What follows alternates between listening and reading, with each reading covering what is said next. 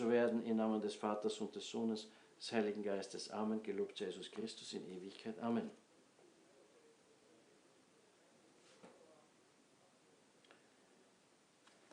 Au nom du Père, du Fils et du Saint-Esprit, ainsi soit-il. Bien chers fidèles, je vous souhaite de tout cœur une sainte fête de Noël et un temps de Noël plein de grâce et d'accroissement spirituel afin que cette triple naissance de notre Seigneur Jésus-Christ, n'est-ce pas, surtout la naissance spirituelle dans nos cœurs, puisse avoir lieu et puisse accroître aussi dans tous ces temps. C'est voilà la raison pour laquelle nous avons écouté les paroles de Saint Léon Pape.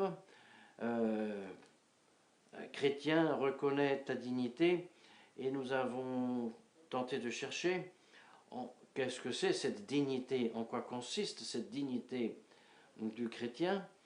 Et après avoir examiné les paroles de Saint Paul, multifare multisque modus, les façons multiples et par lesquelles, n'est-ce pas, Dieu, dans les anciens temps, avait annoncé le Messie,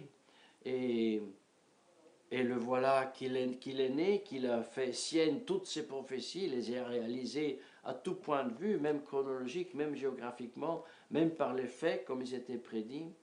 Voilà que nous nous sommes posé la question, très précisément, en quoi consiste cette dignité de laquelle nous devons nous réjouir et que nous devons cultiver dans notre cœur pour être de plus en plus des chrétiens fervents. Alors nous avons dit la dignité, dignitatis humanae, n'est-ce pas, le fameux décret du concile, horrible décret d'un non-concile, mais nous appelle le concept. Qu'est-ce que c'est la dignité humaine? Qu'est-ce que fait qu'un homme peut être dit digne? Bien sûr, je peux dire, oui, l'homme, il est plus digne de la bête parce qu'il a l'intelligence, la volonté, les facultés spirituelles.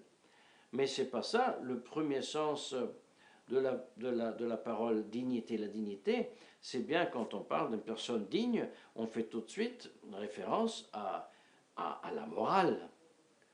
Donc, je reposais la question, qu'est-ce que ça veut dire une dignité morale? Eh bien, la dignité morale est directement liée, non pas à ma naissance, non pas à mon origine, mais la dignité morale est directement liée à mes vertus. Si je suis un être humain, un homme vertueux, voilà que je suis digne. Et la vertu, comment je la manifeste? À travers des actions répétées. Quand nous parlons d'une action, nous parlons de quelqu'un qui agit. Et quand nous parlons de quelqu'un qui agit, nous demandons qu'est-ce que c'est dans ce quelqu'un la réalité à laquelle j'attribue telle action bonne. C'est la personne.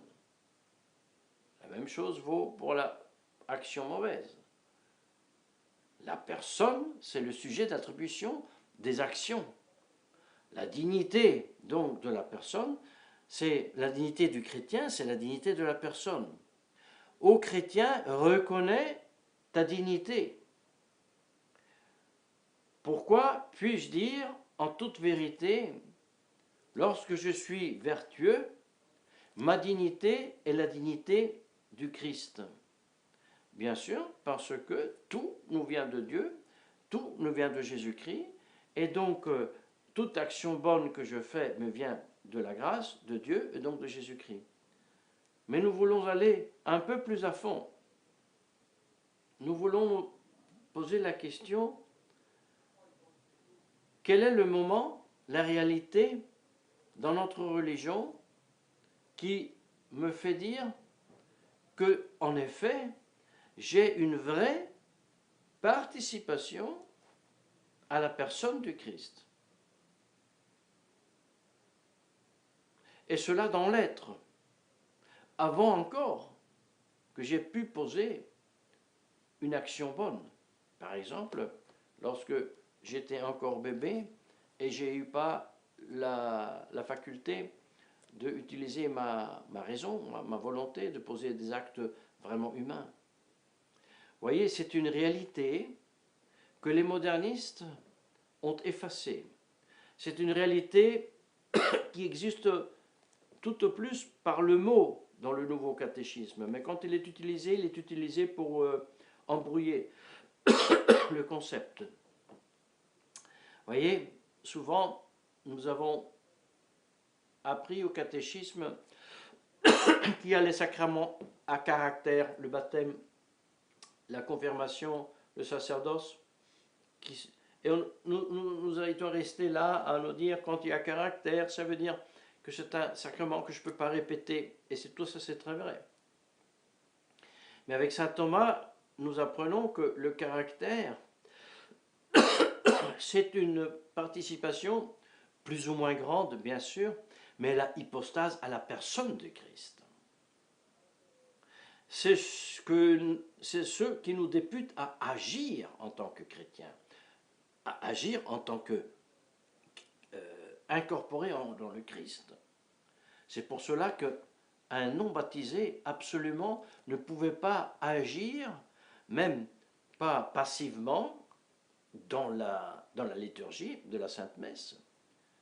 Il n'avait même pas le droit de répondre « et cum spiritu tuo ad Dominus vobiscum ». Encore moins, il pouvait s'approcher à recevoir la Sainte Communion. Il fallait qu'il soit baptisé et qu'il reçoive le sceau indélébile, le caractère. Bien sûr, le caractère sacerdotal est différent du caractère du baptême. Seulement le caractère sacerdotal me permet d'opérer la transsubstantiation. Et ce n'est pas le caractère baptismal de l'assistance qui offre aussi la Sainte Messe, mais non pas de façon sacramentelle comme le fait le prêtre. Mais le offre quand même. Hein. Orate frates ut meum ac vestrum sacrificium, afin que mon et votre sacrifice soit reçu par Dieu. Donc, cela veut dire que par le caractère du baptême, de la confirmation et de la sacerdoce, nous avons participation à la personne du Christ. Or, la personne du Christ, c'est Dieu. Plus digne que cela, il n'y a rien. Donc, chrétien, reconnais ta dignité, tu as été rendu participant de Dieu lui-même, dans sa nature, mais même dans la personne de Christ, d'une certaine façon. Eh bien, voilà l'objet de notre joie de Noël. Voilà l'objet de notre admiration, de notre adoration, de notre action de grâce.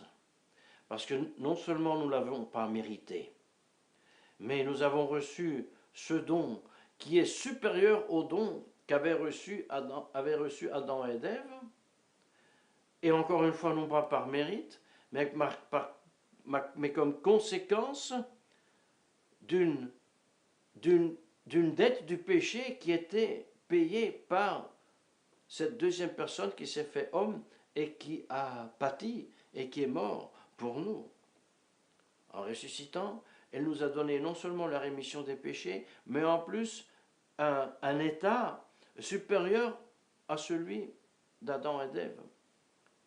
Ils étaient bien sûr créés dans l'état de grâce avec les dons préternaturels, mais ils n'étaient pas unis à la personne du Christ.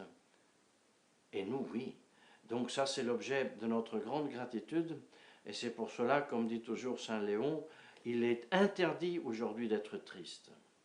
Oui, mais moi je suis pécheur, j'ai beaucoup de péchés. Eh bien, Saint Léon te dit, tu n'as pas le droit d'être triste, même si tu as 1000 péchés sur la conscience, graves et mortels. Parce que c'est aujourd'hui que tu apprends que le Christ s'est fait homme pour te ôter ses péchés. ne sois pas triste, va te confesser et commence une vie chrétienne. Voilà, par l'intercession de la Sainte Vierge Marie, donc je vous souhaite que cette grâce, cette dignité, cette fierté chrétienne puisse croître de jour en jour en nous pour rejoindre la félicité éternelle au nom du Père et du Fils et du Saint-Esprit, ainsi soit-il.